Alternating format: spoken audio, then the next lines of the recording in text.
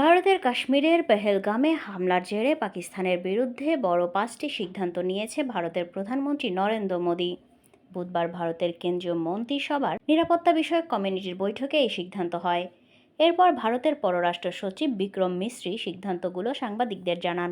সন্ত্রাসী হামলার ঘটনার জেরে ভারতের কড়া অবস্থান এবং পরপর 5টি বড় সিদ্ধান্ত নিয়ে আলোচনার ঝড় বইছে দুই দেশের মধ্যে। ভারতীয় প্রধানমন্ত্রী নরেন্দ্র মোদী জানিয়েছে, এই হামলার জবাব কড়াভাবেই দেওয়া হবে, কাউকে ছাড় দেওয়া হবে না। হামলার সঙ্গে কোনো সম্পৃক্ততা নেই বলে আগেই জানিয়ে দিয়েছে পাকিস্তান। তবে ভারত তা মেনে না নিয়ে বরং একের পর এক কঠোর পদক্ষেপ নিয়েছে নয়াদিল্লি। এতে দুই প্রতিবেশী দেশের মধ্যে নতুন করে উত্তেজনা তৈরি হয়েছে।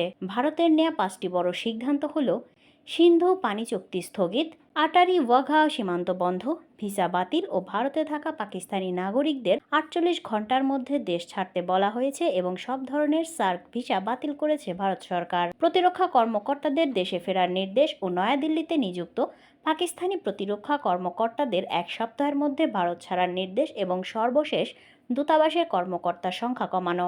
ভারতের এই পদক্ষেপগুলোর প্রতিক্রিয়ায় পাকিস্তানের উপপ্রধানমন্ত্রী ও পররাষ্ট্রমন্ত্রী ইসহাক দার বলেন, ভারতের কর্মকাণ্ড অনুপযুক্ত ও উস্কানিমূলক। রাষ্ট্রীয় সংবাদ মাধ্যম রেডিও পাকিস্তান জানিয়েছে, বৈঠকে ভারতের বিরুদ্ধে কূটনৈতিক ও প্রতিরক্ষামূলক পদক্ষেপের ব্যাপারে সিদ্ধান্ত নেওয়া হতে পারে।